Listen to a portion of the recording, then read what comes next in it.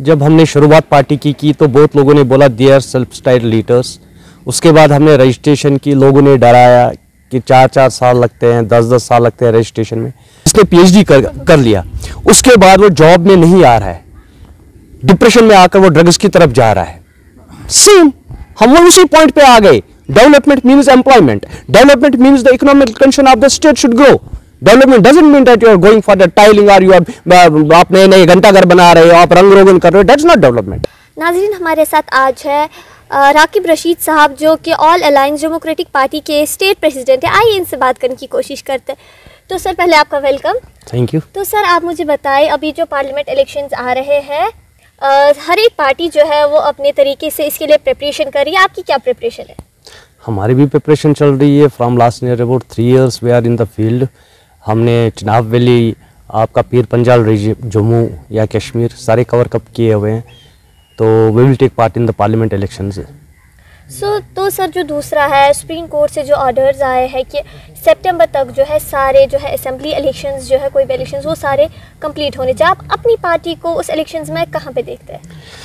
देखिए, इनके सब असेंबली इलेक्शंस हम सारी सीट्स पे अपने बंदे उठाएंगे एंड जो मैं बोलता आया हूँ कि 7 से 10 सीट्स तक हम ले लेंगे एंड वी आर 100% श्योर कि 10 सीट्स हम ले लेंगे। सर, जो कि आप कह रहे हैं कि आप 7 से 10 सीट्स तक ले लेंगे, इसकी श्योरिटी आप इतना श्योर कैसे हो सकते हैं इसके रिलेटेड? देखिए, सबसे पहली बात है कि जब हमने शुरुआत पार्टी की तो बहुत लोगों ने बोला they are self style leaders.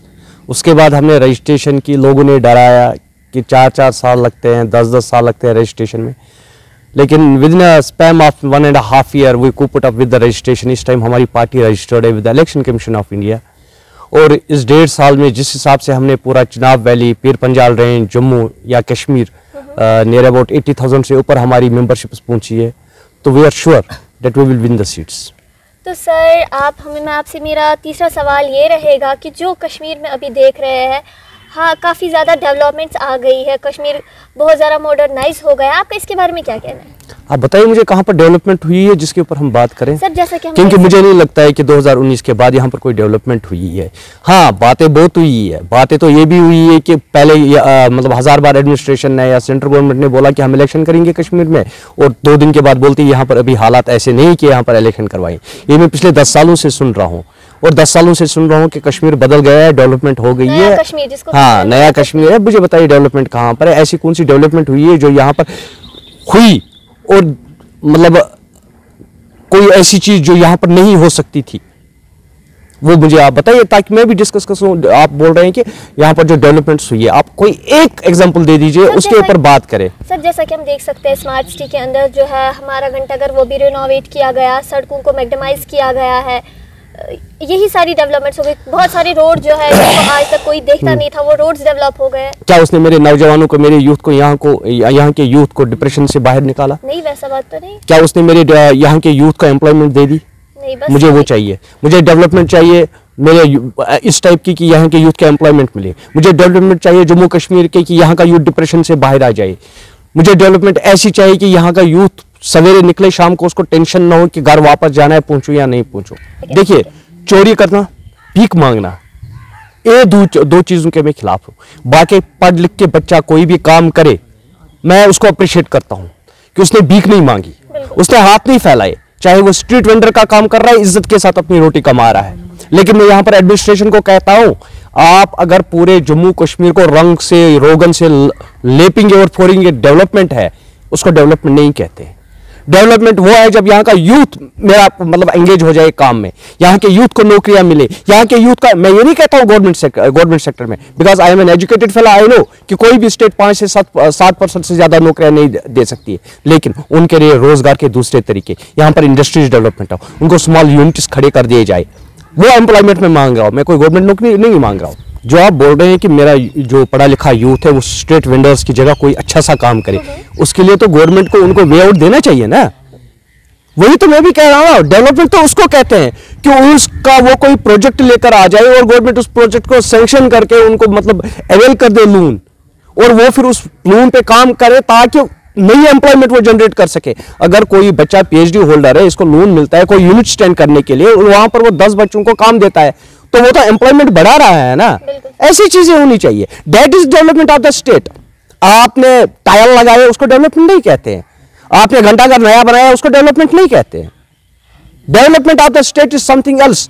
Development of the state है कि आप ऐसे काम करो कि स्टेट की इकोनॉमी बढ़े। That is development. तो सर आप मुझे बताएं कि आजकल कश्मीर में जो है एक बड़ी बीमारी हो गई है कि बच्चे जो है वो ड्रग्स करते हैं। यहाँ पे ये नहीं देखा जाता है कि हम ड्रग्स की वजह को काटें, ताकि हम उनको ऐसा ना कहें कि ये बच्चा ड्रग करता है, इसको हम रिहैब भेजेंगे या करेंगे। हमें ये चाहिए कि हम वो रूट्स देखें कि रीज़न क्या है इसका। देखिए एक बच्चा जिसने ग्रेजुएशन कंप्लीट की, जिसने पोस्ट ग्रेजुएशन कंप्लीट की, मैं आप ही की बात दोहरा रहा हूँ, जिसने पीएचडी कर लिया, उसके बाद वो जॉब में नहीं आ रहा है, डिप्रेशन में आकर वो ड्रग्स की तरफ जा रहा है। सेम हम वो उसी पॉइंट पे आ गए। Development means employment, development means the economic condition of the state should grow. Development doesn't mean that you are going for the tiling और यू आप नए नए घंटाघर बना रहे हो, आप रंग रोगन कर रहे हो। That's not development. आपके घर, आपका मकान, मेरा घर या मेरा मकान में, उसमें भले कितना भी रोगन करूं, द खिड़कियां, कांच की खिड़कियां लगाऊं, सजाऊं उस मकान को, लेकिन अंदर जो रहने वाले हैं वो डिप्रेशन में हो, उनको शाम का खाना नसीब ना हो, तो उस घर का क्या फायदा। तो सर आप हम बताइए, मेरा जो ये सवाल भी है आपसे कि जो टारगेट किलिंग्स हो रही है, जैसा रिसेंटली आपने देखा होगा मसरूर साहब जो हमारे थे, और दूसरा आपने रिसेंटली देखा होगा कल वो बारामूला के रिटायर्ड वो एसपीओ रिटायर जो थे पुलिस इंस्पेक्टर, उनको अजान देते वक्त जो है उनको पीछे से फायर किया गया। आपका इसके बारे में क्या कहना है? मेरे ख्याल से इसका जवाब बीजेपी से ज्यादा कोई अच्छा नहीं दे सकता, क्योंकि बीजेपी बोलती है कि हमने यहाँ पर हालात ठीक किए। अब यहाँ पर मिलिटेंसी नहीं है, चाहे वो रजौरी का इंसिडेंट हो परसों का, चाहे वो परसों गाठमुला का इंसिडेंट हो। इसका जवाब तो वो लोग दे सकते हैं जो कहते हैं कि अब सब कुछ ठीक हो गया। यहाँ पर 35 और 370 की वजह से ये चीजें थी, अब इसके बाद माहौल ठीक हो गया। तो ये मेरे ख्याल से तो ये जवाब हमें बीजेपी वालों से लेना पड़ेगा, सेंट्रल गवर्नमेंट से लेना पड़ेगा। कौन से हालात ठीक हो गए? We are there where we were. हम वहीं पर है जहां पर अब आज से 30 साल पहले थे। तो सर मेरा आपसे आखिरी, अगर हालात यहां पर ठीक थे, if you will go through the history of Kashmir, 87 से पहले यहां पर हालात थे, ठीक थे।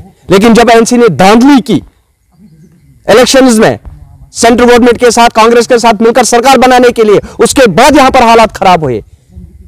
यहां के हालात 35 और 370 भी था, लेकिन फिर भी हालात ठीक थे।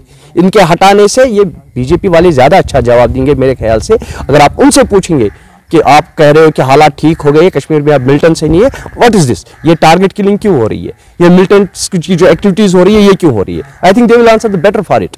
तो सर मेरा आखिरी सवाल आपसे ये रहेगा कि आप कश्मीर की आवाम के लिए क्या मैसेज देना चाहेंगे जिससे कश्मीर में जो है अमन सुकून बरकरार रहे?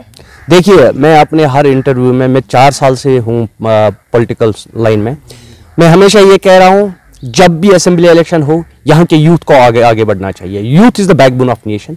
यूथ को आगे बढ़े, यूथ वोटिंग में हिस्सा ले, यूथ इलेक्शंस में हिस्सा ले, ताकि वो लोग जिन्होंने कश्मीर के साथ 75 साल से इस्तेसाल किया हुआ है, उनको यहां से हम बाहर निकाल सके और यहां के यूथ को मौका मिले जम्मू कश्मीर संभालने का, जम्मू कश्मीर संवारने का।